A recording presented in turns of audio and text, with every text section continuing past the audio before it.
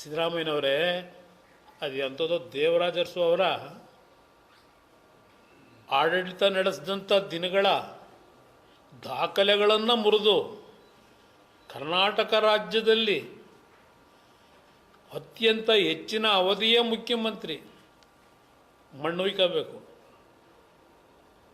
ಈ ದಾಖಲೆ ನಿರ್ಮಾಣ ಮಾಡ್ಕೊಂಡು ಇತಿಹಾಸದಲ್ಲಿ ಬರೆಯೋದು ನಿಮ್ಮ ದಾಖಲೆ ಅಲ್ಲ. ನಿಮ್ಮ ಈ ಅವಧಿ ಒಳಗೆ ಯಾವ್ಯಾವ ರೀತಿ ನಡ್ಕೊಂಡಿದ್ದೀರಿ, ಯಾವ ರೀತಿ ರಾಜ್ಯದ ಜನತೆಯ ರಕ್ಷಣೆ ಮಾಡಿದ್ದೀರಿ, ನಿಮ್ಮ ಆಡಳಿತದ ವೈಖರಿ ಏನಿತ್ತು, ಇದನ್ನು ಮುಂದೆ ಯಾರಾದರೂ ಒಬ್ಬ ಇತಿಹಾಸಕಾರ ಬರೀತಾನೆ. ನಿಮ್ಮ ಅವಧಿದಲ್ಲ ಬರೆಯೋದು. ಇವತ್ತಾರ 4 ಜನ ಹೇಳ್ಬೋದು, ಇವತ್ತು ದೇವರಾಜ ಅರಸು ಅವರ ದಾಖಲೆ ಮುರಿದು ಬಿಟ್ಟರು ಅಧಿಕಾರದಲ್ಲಿ. ಏನು ಹೇಳ್ತೀರಿ? ಆ ಘಟನೆ ನಡೆದ ದಿನ ಏನೋ ಮಾಧ್ಯಮದಲ್ಲಿ ಏನೋ ಒಬ್ಬ ಮಂತ್ರಿ ಆ MLA ಕೈನಲ್ಲಿ ಮಾತಾಡಿಸೋದಕ್ಕೆ ಪ್ರಯತ್ನ ಪಡ್ತಾರೆ. ಫೋನ್ನೇ ರಿಸೀವ್ ಮಾಡಲಿಲ್ಲ, ಗರಂ ಆದರು, ಫೋನ್ ಬಿಸಾಕಿದ್ರು. ನೀವೇ ಟಿ ವಿಗಳಲ್ಲಿ ತೋರಿಸ್ಕೊಂಡಿದ್ದೀರಿ. ಮುಖ್ಯಮಂತ್ರಿಗಳೇ, ನೀವು ಹೇಳಿರೋದು ಗಾಳಿಯಲ್ಲಿ ಗುಂಡು ಹಾರಿಸಿದಾಗ ಎಡವಟ್ಟು. ಮುಖ್ಯಮಂತ್ರಿಗಳ ಹೇಳಿಕೆ, ಗಾಳಿಯಲ್ಲಿ ಗುಂಡು ಹಾರಿಸಿದಾಗ ಎಡವಟ್ಟು.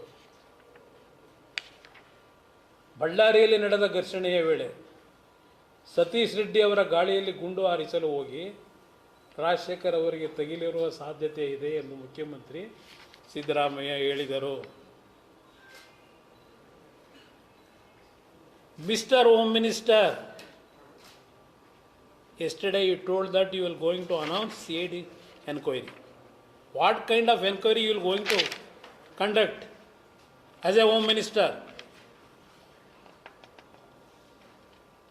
ನಿಮ್ಮ ಮುಖ್ಯಮಂತ್ರಿ ಹೇಳ್ತಾವ್ರೆ,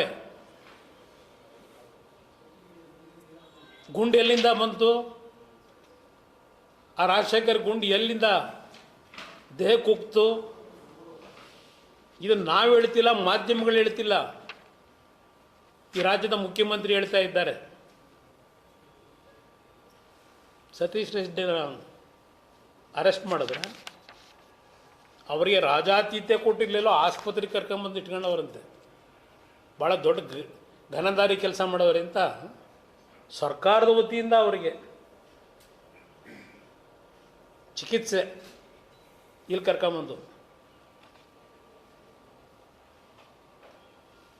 ಸಮಗ್ರ ತನಿಖೆ ನಡೆಸಲು ಏನು ಸಮಗ್ರ ತನಿಖೆ ನಡೆಸ್ತೀರಿ ಸಿದ್ದರಾಮಯ್ಯನವರೇ? ಸಮಗ್ರ ತನಿಖೆ ನಡೆಸಲು ಹೇಳೋರಂತೆ, ಸೂಚಿಸಿದ್ದಾರಂತೆ. ಗನ್ ಘಟನೆ ವೇಳೆಯಲ್ಲಿ ಗಳಿಸಲಾದ ಗನ್ ಯಾರಿಗೆ ಸೇರಿದ್ದು ಎಂಬ ಬಗ್ಗೆಯೂ ತನಿಖೆ ನಡೆಸಲು ಸೂಚಿಸಲಾಗಿದೆ. 4 ದಿನ ಆಯಿತು, 5 ದಿವಸ ಆಯಿತು ಇವತ್ತಿಗೆ. ಕ್ಷುಲ್ಲಕ ಕಾರಣಕ್ಕೆ ಗಲಾಟೆ. ಇದು ಮುಖ್ಯಮಂತ್ರಿಗಳ ಹೇಳಿಕೆ.